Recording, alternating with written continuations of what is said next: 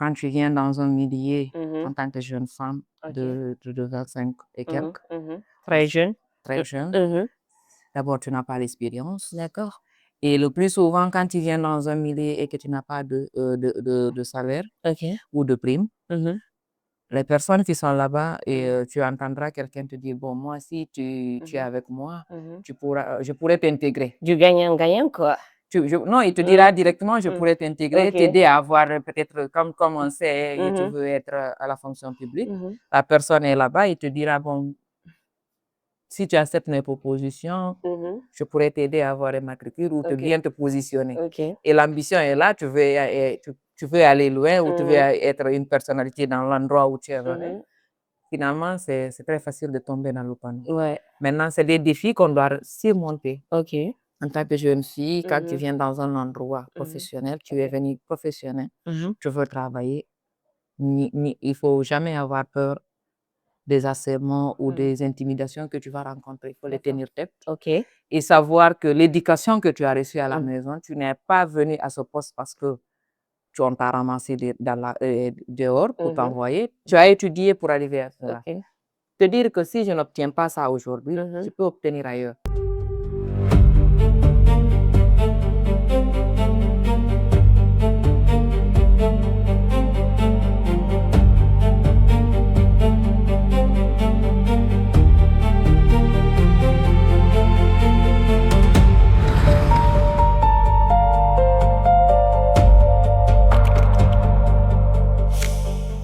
Elles osent, elles dirigent, elles transforment, elles transmettent, elles inspirent. Bienvenue dans Elles sans limite, le podcast qui met en lumière des femmes talentueuses, ambitieuses, audacieuses et visionnaires qui refusent de se conformer. Ici, nous célébrons celles qui brisent les barrières, tracent leur propre voie et osent vivre sans limite. Quand nous entendons parler souvent de politique, on pense aux élections, aux institutions et aux partis. Pourtant, derrière cela se trouvent des hommes et des femmes qui forment la future génération leader de demain. Notre invitée d'aujourd'hui, elle consacre son parcours à former la future génération. Elle est enseignante universitaire, doctorante en sciences politiques, politologue. Elle ne se limite pas là. Elle est encore la toute première secrétaire à la chaire de l'UNESCO de l'Université générale Lansana-Conté. Je parle bien sûr de Madame Aïssatou Ba. Bonjour Madame. Bonjour. Vous allez bien? Oui, ça va, Vous êtes trop jeune, merci, je vais bien. Merci. Vous êtes trop jeune. Ah bon? Ah oui, en plus de ça, vous êtes belle. Merci, et vous également. Monsieur Ba a de la chance. Hein? Ah bon? Ah oui, je trouve. Il va redoubler la dot maintenant parce Oui, qu'il a compris cela. pourquoi pas? Pourquoi pas? OK. Dites-moi, au-delà de votre parcours, de tous vos diplômes, qui est sincèrement Aïssatou Ba? OK. Aïssatou Ba, c'est une jeune fille de Pita. D'accord. Je suis née à Tingué-Madina, Ok. dans la préfecture de Pita. Donc, et je suis épouse et mère. D'accord. Et je suis mariée à Dongolpoma. Ok. Oui. D'accord. Vous avez dit que vous êtes né à Pita, donc j'ose espérer que votre parcours est de Pita. Pouvez-vous nous parler de votre parcours?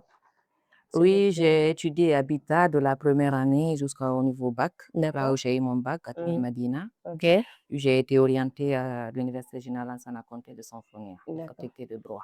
D'accord. Et pourquoi les sciences politiques? Mon parcours commence d'abord au niveau de ma licence. D'accord. J'ai fait les sciences politiques au niveau master. Ok. Maintenant, quand j'ai eu mon bac en 2012, mon Mhm. premier choix était de faire le droit. Ok. Et à l'époque, on nous donnait l'occasion de choisir 15 choix. On nous envoyait à faire ce choix. Mhm. J'ai fait mon premier choix qui portait sur le droit, Ok. faire le droit. Mhm. Et par chance, j'ai été par la moyenne aussi que j'avais eu au bac, ça m'a permis de venir à la faculté de sciences juridiques et politiques de Saint-Fournier. Ok. J'ai fini ma licence en droit administration publique en 2015. Ok. Et en 2015, on nous a retenus parce qu'on était, à l'époque, on nous avait donné la chance de rester les 3 premières de chaque faculté. On les retenait comme assistantes de direction. D'accord. Et donc, j'ai eu la chance et par la moyenne aussi, je suis restée à la faculté, au département de droit public. C'est après cela que, toujours en 2015, j'ai rencontré un enseignant de la faculté qui est le professeur Barry, paix à son nom. Après les échanges, lui, il était le directeur du master sciences politiques. D'accord. Après les échanges, il me dit, pourquoi tu ne fais pas un master? Bon, professeur, à l'époque, je ne pouvais pas me permettre parce que les moyens financiers n'y étaient pas. Il m'a dit, d'accord, mais ça ne peut pas t'empêcher d'étudier.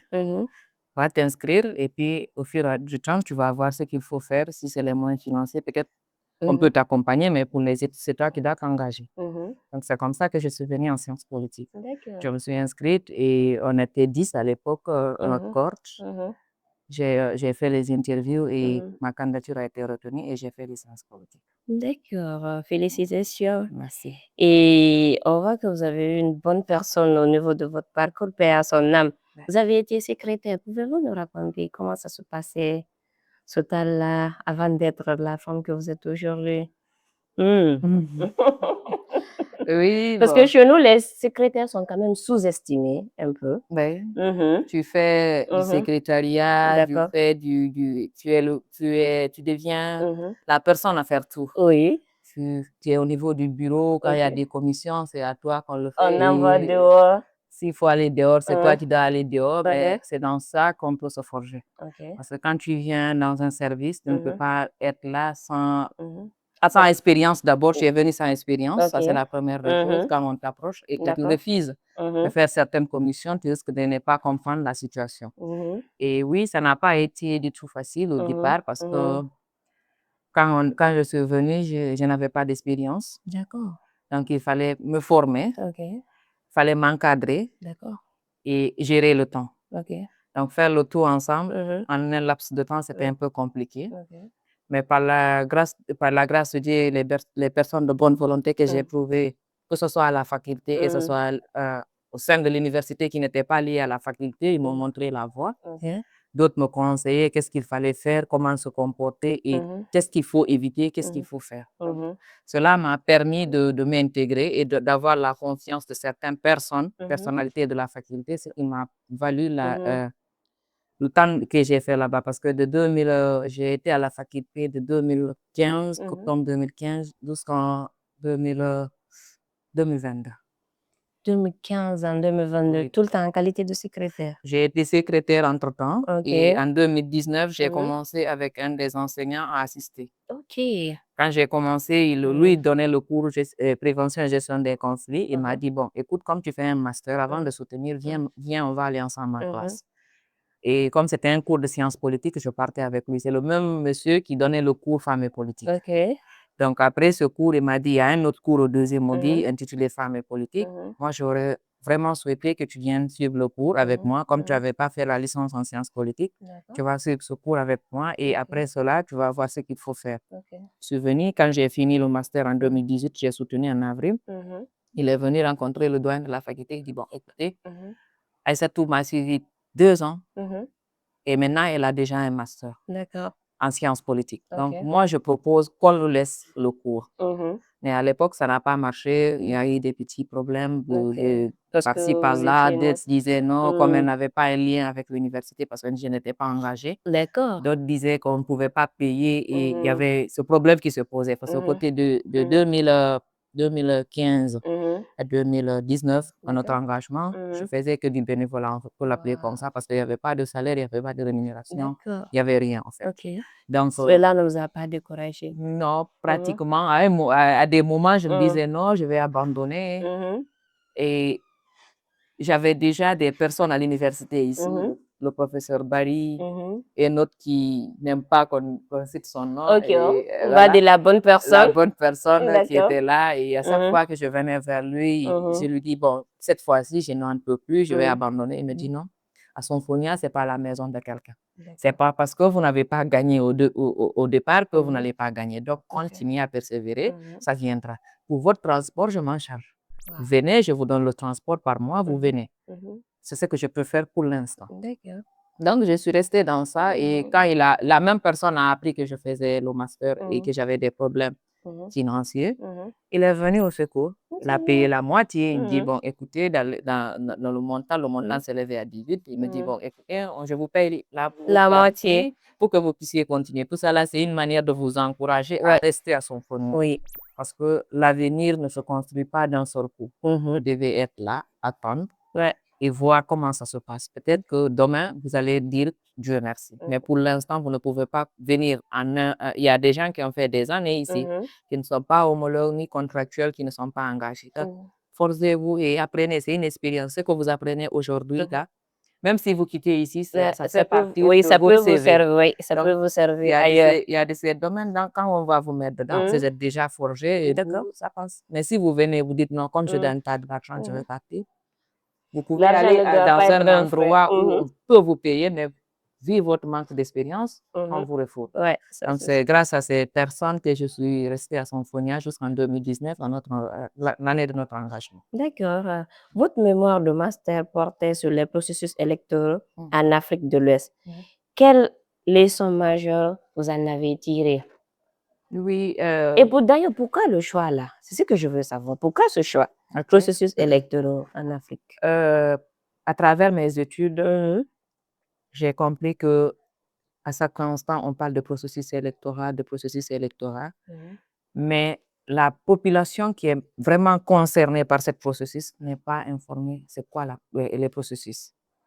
Parce que quand on parle de processus, les gens ne voient que le jour J de l'élection. Alors qu'avant cela, il y a tout un processus à suivre. Dès le départ, d'abord de l'inscription sur les listes, les recensements et autres, les gens ne savaient pas que ça faisait partie. Donc, on nous dit processus électoral. Même nous, quand on est venu au niveau du master, nos premiers cours, on se demandait, quand les gens nous parlaient, quand un professeur nous disait les processus électoraux, il y avait parmi nous qui n'arrivaient pas à cerner c'est quoi d'abord les processus. Si c'est juste pour les élections, si c'est juste pour le recensement, qu'est-ce que ça englobe? Donc, ça m'a intéressée. J'ai trouvé que c'était nécessaire d'informer à travers les écrits, les recherches, d'informer la population c'est quoi le processus et quelle est l'importance que les processus électoraux ont sur l'impact des élections. Parce que si les processus sont biaisés, on sait que l'élection ne sera pas démocratique ou crédible. Donc, il faut d'abord passer par ces processus pour parler des élections. Et chaque instant, on est dans une phase d'élection. Des années après, il y a des élections. Chaque instant, je vais dire à chaque instant parce qu'on ne passe pas 5 ans ou 10 ans sans parler quand même changer de régime et parler d'élection. Donc, c'est des processus qui nous reviennent chaque fois, mais qui ne sont pas encore vulgarisés normalement. D'accord. Aujourd'hui, vous enseignez le cours Femmes et politique. Vous savez, c'est la première fois que moi j'apprends ce cours. Oui. Pourquoi ce sujet est-il important à vos yeux? Femmes et politique. C'est un sujet vraiment important parce qu'à travers ce cours, avec les étudiants, nous échangeons. D'abord, c'est quoi? Parce que moi, je ne connais pas. Expliquez-moi, c'est quoi Femmes et politique? Comme le nom l'indique, quand on dit femmes et politique, dans ce cours, nous parlons de l'historique. D'abord, on parle de l'historique du droit de vote des femmes, comment les femmes ont acquis ce droit, et si c'est passé, quelles sont les figures qui ont lutté pour que ça y est, parce qu'on n'est pas juste né et on a eu ce droit. On a compris qu'à travers les écrits, les explications, qu'avant, les femmes n'avaient pas le droit de vote. Donc, pour avoir ce droit, et quand on parle de droit c'est d'abord quand on parle de droit de vote qu'on va d'abord après cela qu'on pourra parler d'être éligible. Quand on n'a pas le droit de voter, on ne peut pas se porter candidate. Donc, et à travers cela, on a compris que les femmes d'abord ont lutté pour avoir leurs droits. Et quelles sont les femmes qui ont lutté? Quelles sont les périodes et qu'est-ce qui s'est passé? Donc, c'est dans tous ces optiques qu'on a mis ce cours. Et l'objectif général de ce cours, d'abord, c'est ça. C'est mettre en lumière les luttes menées par les femmes pour l'acquisition des droits des femmes. Donc, quand on parle de femmes et politique en global, c'est ça. C'est ça. Et pourquoi ce sujet est si important à vos yeux? Pour moi, le sujet est vraiment important parce que quand on parle de l'historique, nous, jeunes dames aujourd'hui, on a besoin de références, de modèles. Et à travers ces dames, qu'on étudie du 18e siècle jusqu'à maintenant, on se rend compte que la lutte n'a pas commencé aujourd'hui. qu'il y a eu des luttes avant. OK. Et comment ces femmes ont lutté, il y a eu plusieurs méthodes. Et quand tu t'inspires, quand tu regardes ces femmes, forcément, tu vas trouver une qui va t'inspirer. D'accord. Et à travers ces luttes, peut-être tu vas imiter ou tu vas te forcer plus. OK. Parce que c'est une manière de coacher les jeunes filles à apprendre à être des jeunes femmes leaders. En parlant de modèle, quel est votre modèle de femme? Et quelles sont les femmes qui vous inspirent? Ça peut être une ou deux, n'importe qui. La première, c'est ma maman. OK. Quelles sont les valeurs qu'elle vous a transmises? Beaucoup, beaucoup, beaucoup. Vous nous citiez 3, ouais. Beaucoup, beaucoup, beaucoup. Elle m'a appris d'abord à ne jamais abandonner. OK. Ne jamais abandonner, quelle que soit la situation, et puis toujours te battre. Persévérante. Être optimiste. Optimiste. Être juste. Être juste. Et toujours garder la dignité. Et toujours garder la dignité. C'est des valeurs qu'elle m'a vraiment... Elle et ma grand-mère, parce que j'ai passé un temps avec ma maman, mais je passais plus de temps avec ma grand-mère qu'elle-même. Et paix à son âme, elle nous disait toujours des choses que jusqu'à présent continuent à m'aider. Parce que elle, sa vie était... Elle avait une manière de vivre très simple, très optimiste et très religieuse. Donc, ce qu'elle te donnait comme exemple, aujourd'hui, je me rends compte ce qu'elle me disait. C'est véridique, au fait. C'est comme si elle voyait l'avenir. Voilà, dans toute situation, quand je suis confrontée à un problème, quand je pense à elle, je trouve une solution. Pourtant, on a tendance à dire que les personnes qui ont grandi avec leurs grands-parents, ce ne sont pas des... Ils ne sont pas sérieux. Et qu'est-ce que vous dites à ces genres de personnes? Parce que là, on a tendance à voir que maintenant, ce sont nos grands-parents, ce sont nos parents qui s'occupent de nos enfants. Et l'éducation que nous, on a reçue, ce n'est pas la même chose qu'ils sont en train d'inculquer à leur arrière-grand-père. Bon, il y a une différence. Leur petite fille et petit-fils, donc. En fait, qu'est-ce que vous dites face à cela? Bon, c'est vrai, il y a une différence. Mais moi, de mon côté, je pense, quand je dois d'abord remercier une personne, je remercie mes parents, papa et maman, mais particulièrement, je remercie grand-père et grand-mère, côté maternel, parce qu'ils ont beaucoup investi sur nous. Et ce qu'on est devenu aujourd'hui, c'est grâce à eux. Côté éducation, que ce soit d'éducation au niveau de... Quand je parle d'éducation au niveau de l'école, religieuse, que ce soit au niveau de la formation en tant que femme, qu'est-ce qu'il faut, qu'est-ce que tu dois devenir et comment tu dois te comporter demain. Ils nous ont beaucoup appris. Merci à eux, franchement. Moi, quand même, ce sont mes références. Et celle qui vous inspire, celle qui vous a inspiré dans le domaine professionnel? Pratiquement, dans le domaine professionnel, chez nous ici. Soit chez nous ou ailleurs, hein? Oui. Pas obligatoirement, pas forcément chez nous. Par ces fois, moi, je vois toujours l'image de Michelle Obama. Michelle Obama, wow. Il y a un moment donné, à l'université, les garçons de notre classe m'avaient surnommé ce nom. M'appelaient souvent Hilary à l'époque, mais bon. Quand on me demande si c'est une seule personne que je dois choisir, je choisis d'abord Michelle Obama. Son parcours, après les explications de son époux, qu'est-ce qui s'est passé. Et tout. Ça m'a beaucoup... Hello, Michelle, elle verra cette vidéo. Ça m'a beaucoup inspiré. C'est la deuxième personne. Hein? J'ai compris beaucoup de choses à travers ses explications et à travers les luttes qu'ils ont menées ensemble avec son mari. J'ai trouvé que c'est vraiment inspirant. Et ça donne du goût, quoi. Oui, et puis ça montre l'importance d'avoir le bon partenaire. Exactement. Parce que là, ce qu'on voit actuellement est que certains hommes, pas tout le monde, refusent quand même que leurs femmes travaillent. Imaginez, moi je sais que vous n'êtes pas victime de ça. Non, pas du tout. Pas du tout. Pas du tout. Moi, j'ai un Barack Obama à la maison. Oh, Barack Obama, merci beaucoup. Nous voulons beaucoup de Barack à Guinée, s'il vous plaît. Parlez-nous un peu de vos défis que vous avez dû surmonter en vous lançant dans le domaine professionnel. Pratiquement comme toutes les autres femmes, quand tu te lances dans le milieu pratiquement d'hommes, parce que majoritairement masculin, on se dit tu n'as pas ta place. Il y a toujours cette situation qui se pose de genre. Donc, quand tu viens, dès le départ, il y a des complications qui sont là. faut tenir tête. OK.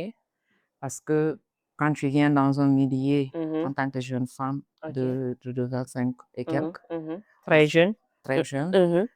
d'abord, tu n'as pas l'expérience. D'accord. Et le plus souvent, quand tu viens dans un milieu et que tu n'as pas de salaire OK. ou de prime, Mhm. les personnes qui sont là-bas, et tu entendras quelqu'un te dire, bon, moi, si tu es avec moi, je pourrais t'intégrer. Du gagnant-gagnant, quoi. Non, il te dira directement, je pourrais t'intégrer, OK. t'aider à avoir peut-être, comme on sait, et tu veux être à la fonction publique. La personne est là-bas, il te dira, bon, si tu acceptes mes propositions, je pourrais t'aider à avoir un matricule ou bien te positionner. OK. Et l'ambition est là, tu veux aller loin ou tu veux être une personnalité dans l'endroit où tu es venu. Finalement, c'est très facile de tomber dans le panneau. Ouais. Maintenant, c'est des défis qu'on doit surmonter. OK. En tant que jeune fille, quand tu viens dans un endroit professionnel, tu es venu professionnel, tu veux travailler, il ne faut jamais avoir peur des harcèlements ou des intimidations que tu vas rencontrer. Il faut les tenir tête. OK. Et savoir que l'éducation que tu as reçue à la maison, tu n'es pas venu à ce poste parce que on t'a ramassé dehors pour t'envoyer. Tu as étudié pour arriver à cela. OK.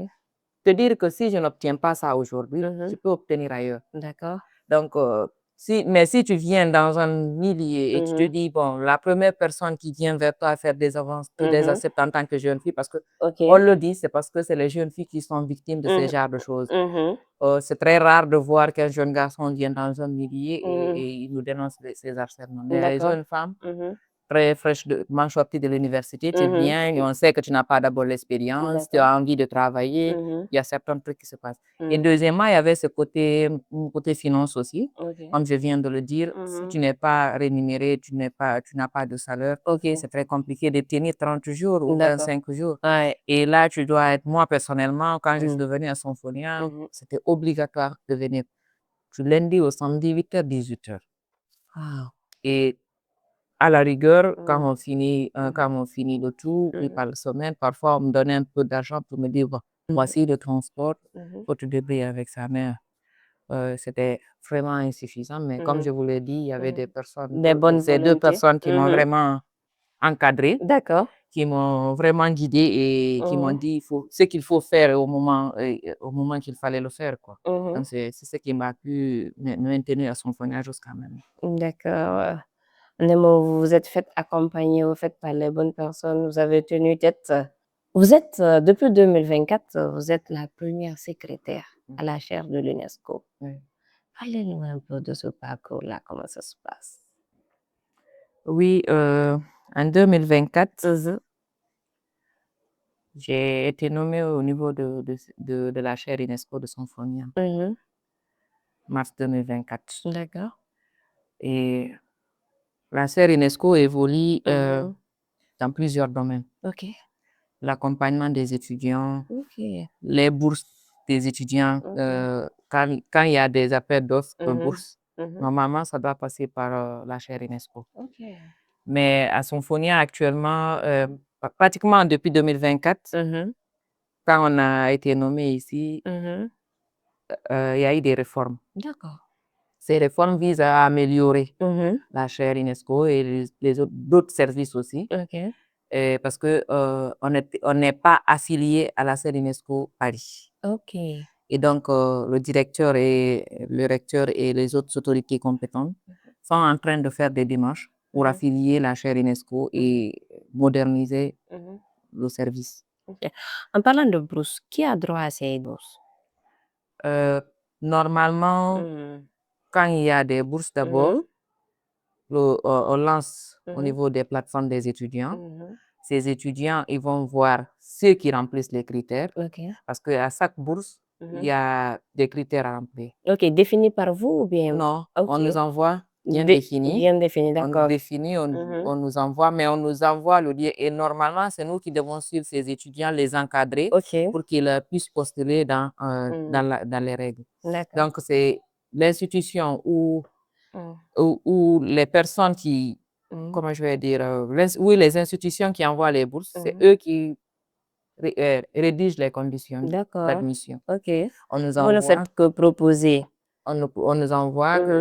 Maintenant, nous, notre rôle, c'est de réceptionner les candidats, les expliquer, parce que nous, on nous explique brièvement. Par exemple, s'il y a une bourse pour aller à tel endroit, quelles sont les conditions, et quand tu es admis ou admise, qu'est-ce qu'il faut faire pour continuer la procédure. Donc, au niveau de la chaire UNESCO, c'est ça, et des formations aussi. La chaire UNESCO doit organiser des formations et expliquer le timing des bourses. Et expliquer aux étudiants c'est quoi d'abord la chaire UNESCO. Et quel est le rôle, qu'est-ce qu'il faut et à quel moment il faut se référer à la chaire UNESCO. Donc, en un mot, ils sont en train de voir comment l'affilier et à partir de là, je pense qu'il y aura une amélioration du service. Inch'Allah, on espère bien. Que signifie le leadership féminin pour vous? D'abord, le leadership, à chaque instant de notre vie, je pense qu'on entend tel est leader, tel est leader. Oui. Maintenant, c'est de savoir on est leader en quoi ou comment on devient leader. D'accord. Parce que il faut pas dire juste que je suis leader, que quand il y a des opportunités. Un leader, c'est quelqu'un qui d'abord est capable de s'organiser, organiser un groupe, gérer ce groupe et l'amener vers le haut. Là, on peut t'appeler leader. Mais si c'est des leaders d'occasion, là aussi, il y en a. Mais maintenant, quand on parle de leadership féminin, c'est dans le même cadre. On parle de ces femmes qui s'organisent, qui décident d'accompagner, de former, de coacher des femmes. Et là, finalement, sans te programmer leader, tu te retrouves devant. Parce que quand tu regroupes des femmes, par exemple, aujourd'hui, il y a des femmes qui n'ont pas fait des études. Tu viens vers eux, tu peux faire une formation pour ces femmes en texture ou en des formations autres que école et autres. Donc, tu peux être leur leader. D'accord, moi, je peux me qualifier en leader? Oui, vous êtes leader. Parce que vous êtes en train d'amener des jeunes femmes ou des dames à s'exprimer. C'est une manière de les coacher aussi. Merci beaucoup. Je suis leader, mes auditeurs et auditrices, je suis leader, s'il vous plaît. Voilà. Vous êtes marié, vous êtes mère, vous travaillez. S'il vous plaît, comment vous arrivez à concilier tout ça? C'est très facile. Très facile. Donc, submerger, expliquez-nous. Non, on veut savoir. C'est très facile, il suffit d'avoir le partenaire idéal. Le Barack Obama qu'il faut. Oui. Quand tu as une personne avec qui tu es en train de vivre et que la personne t'accompagne, la personne te guide. C'est en ce temps, je trouve que c'est très facile. C'est l'organisation qui est là. Par exemple, moi, je suis au niveau de l'enseignement supérieur à l'université. Mais quand j'ai des cours ou quand j'ai des formations à faire ou quand moi-même, je dois me former, mon époux, il est là. Côté gestion de la famille, il m'accompagne. Il peut gérer les enfants quand je ne suis pas là. Et quand je dois aller faire une formation, je ne m'inquiète pas.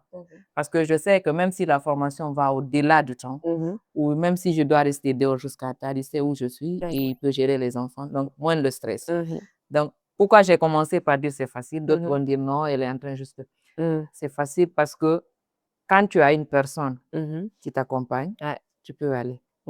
Mais quand tu es seul, ça ne peut pas aller. Ou quand tu es mal accompagné. Quand tu es mal accompagné, tu dois gérer le tout.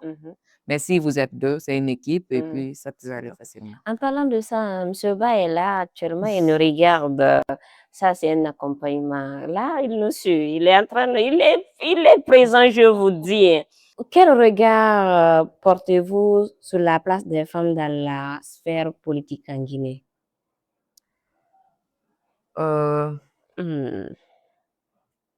Actuellement... Où est la sphère? Oui, je comprends votre question. D'accord.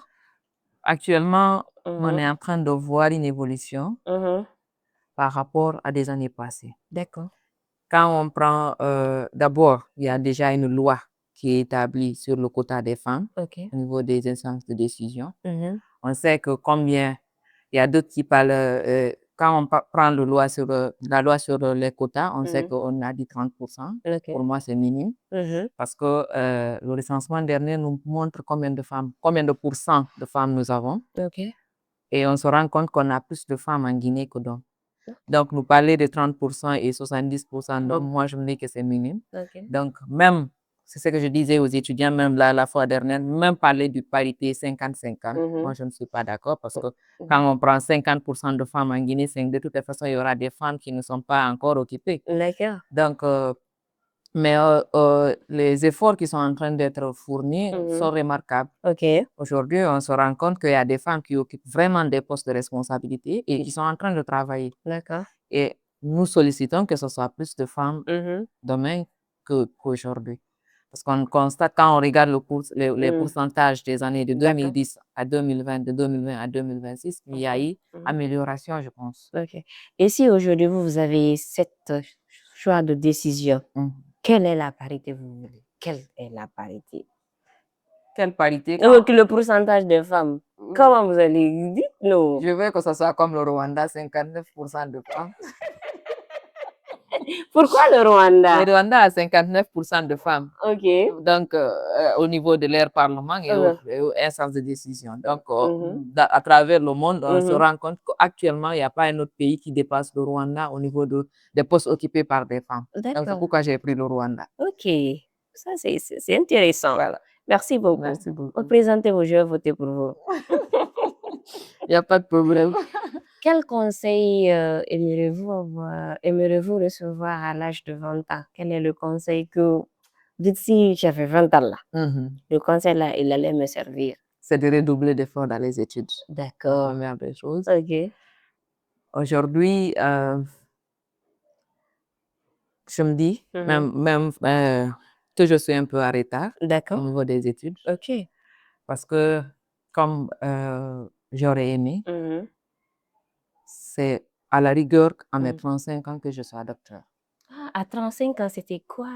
Parlez-nous de vos plans de 35 ans. Voilà, donc à la rigueur, au niveau avant d'avoir mes 35 ans, l'objectif c'était de soutenir ma thèse. D'accord. Soutenir la thèse? Voilà, avant de penser à autre chose. Maintenant, c'est quand vous me dites quel conseil j'aurais aimé avoir à 20 ans, c'est de redoubler d'efforts, de faire des formations pratiques, de faire d'autres formations qui sont vraiment des formations aujourd'hui nécessaires. Parce que quand on est dans l'enseignement, il faut toujours s'améliorer chaque jour. Il y a ces domaines, tu peux être là, tu restes tranquille, tu n'as pas d'inquiétude. Et au niveau de l'enseignement, surtout actuellement au niveau de l'évolution des intelligences artificielles, tu es obligé de travailler chaque jour. Tu es obligé de revoir ce que tu dis. Parce que tout ce que tu diras, quelqu'un peut cliquer et vérifier. Tu ne peux pas donner une information au hasard. Donc, et dès que tu dis quelque chose, et même si ce n'est pas filmé à l'immédiat, quelqu'un va transmettre à quelqu'un. Et puis bon. Et maintenant, si la formation n'est pas là, ça devient compliqué. Donc, si j'avais aujourd'hui 20 ans, j'allais me concentrer sur les études. Redoubler d'efforts et voir ce que ça peut donner. D'accord. Quel message vous allez passer, un tout petit message à nos jeunes filles de 20 ans et 18 ans actuellement? Quel est le message que vous voulez leur donner? Quel message vous voulez passer?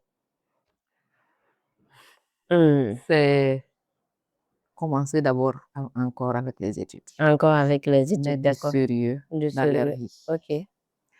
Savoir qu'aujourd'hui, tout ce qu'on sème, c'est pour récolte. D'accord. Donc, quand les parents s'investissent, on sait aujourd'hui combien de fois les écoles sont coûteuses. On sait aujourd'hui combien de fois c'est compliqué la gestion d'une famille parce que tout est cher. Et que quand les parents, eux, ils se démerdent pour avoir cela, tout ce qu'ils te demandent, c'est d'aller étudier. C'est de mettre beaucoup de sérieux dans leurs études, faire des formations. Ce n'est pas toutes les jeunes filles qui ont la chance d'avoir accès à une université ou faire l'université. Mais il y a des formations professionnelles que tu peux faire et mettre de sérieux dans tout ce qu'elles vont faire. Donc, si j'ai des conseils ou un conseil à les donner, c'est de redoubler d'efforts, d'être vraiment consciente de ce qu'elles sont en train de faire, de ne pas prendre à la légère les efforts fournis par les parents. Donc, c'est ce qui peut les accompagner demain. Parce qu'aujourd'hui, ils sont où elles sont Grâce au carré. Encadrés, mais demain, ils vont encadrer. Ouais. Donc, ils n'ont qu'à savoir que c'est l'éducation qu'ils vont recevoir aujourd'hui, la formation qu'ils vont faire, c'est ce qui feront d'eux les leaders de demain. On est en train de parler de ça toujours de changement, mais qui viendra changer? À part nous, bien sûr. À part nous, qu'on commence dès maintenant. Voilà, donc, Là, tout de suite, j'ai assisté à une scène. Deux de vos étudiantes, ils vous ont appelé monsieur. Pourtant, vous êtes madame. J'étais là assise. Ouais. Quand on attendait le courant EDG, on vous a appelé monsieur. Quand on vous appelle monsieur, pourtant vous êtes une dame, comment vous vous sentez? Au départ, ça me frustrait. D'accord. Mais j'ai compris une chose. Durant leur parcours, ils n'ont été encadrés que par des hommes. L'appellation monsieur, c'est devenu un reflet chez eux. Ils ne le font pas parce que ils le font pour blesser, mais par habitude. Le reflet vient comme ça dès qu'il y a un enseignant devant eux, c'est un nom. Parce que je me rappelle la première fois quand je suis venue en classe, quand on m'a présenté pour me dire que c'est elle qui va donner le cours. Après, quand le directeur du programme est sorti, il y a un étudiant qui m'a dit, écoutez madame, comment vous avez fait? Et qu'est-ce que vous avez répondu? Je lui ai dit, pourquoi tu poses cette question? Parce que c'est ma première fois de voir une dame en classe. Ah, waouh! C'était quand même... Elle dit, depuis que tu es à l'université, elle dit oui, depuis que je suis à l'université, c'est ma première fois. Et comment vous avez fait? Oui. Je lui ai répondu carrément, j'ai étudié. C'est pourquoi je suis là. Ah oui, c'était la réponse qu'il fallait. C'est ce que je pouvais lui dire. Oui, mais en fait, c'était la réponse qu'il fallait. Voilà. C'est les études, le sérieux qui peut nous mener là où nous sommes. D'accord. Et pour terminer, que signifie l'expression « elle sans limite » pour vous? L'expression « elle sans limite », pour moi, c'est quand on parle des femmes qui n'ont pas de barrière. D'accord. Quand on parle qui n'ont pas de barrière dans le sens positif. Parce que on se rend compte qu'il y a des femmes vraiment, il faut magnifier à chaque instant. Elles jouent le rôle d'homme. Parce que quand il y a quelque chose il y a des difficultés, où une femme est brave, on aime associer à la dame, on dit elle est comme un homme. Donc, c'est les femmes, c'est ce genre de femmes qu'il faut toujours magnifier parce que il y a des femmes aujourd'hui qui jouent le rôle de mère et de père à la fois et pour lesquelles la famille bouge très bien. Donc, elles sans limite, c'est des femmes qui sont capables d'aller au-delà des limites que les gens peuvent l'imposer. C'est des femmes qui ne s'imposent pas de limites dans le processus d'épanouissement. D'accord. Merci beaucoup. C'est sur ces mots que nous allons clore ce tout nouvel épisode de Elle sans limite. Nous étions avec Madame Aïssatou Ba. Comme elle vient de le dire, c'est les études. Étudier, encore étudier. S'il vous plaît, n'oubliez pas de liker, abonnez-vous, partagez. Vous enseignez L3, L2? Non, L3. L3 seulement. L3, les étudiants de la science politique de L3. Université Générale Lansana Conté. Abonnez-vous et surtout revenez avec des questions. Je vous attends sous mes commentaires. Merci beaucoup.